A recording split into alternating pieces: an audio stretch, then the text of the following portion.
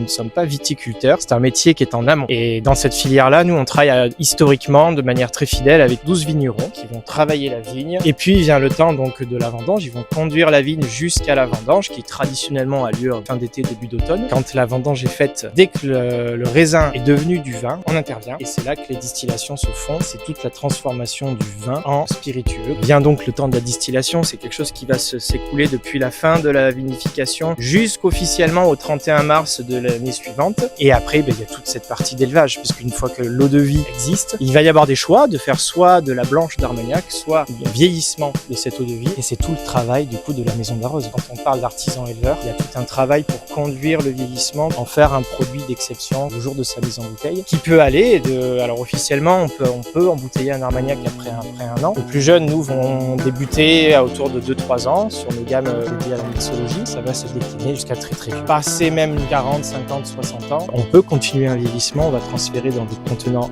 en verre. Et puis donc vient la mise en bouteille qui va se réaliser vraiment à la minute. Ça, c'est vraiment une des particularités. On a nos commandes tous les matins qui arrivent de France et du monde entier. Pas de stop chez nous, tout est sous bois. On reçoit nos commandes, on a l'équipe ici qui vient au chai, qui va chercher la barrique correspondant au millésime qui a été commandé, qui va ouvrir la barrique, qui va remplir la bouteille, qui va l'étiqueter à la minute. L'âge de l'Armagnac, c'est l'âge réel. Garantie vraiment d'une traçabilité maximale.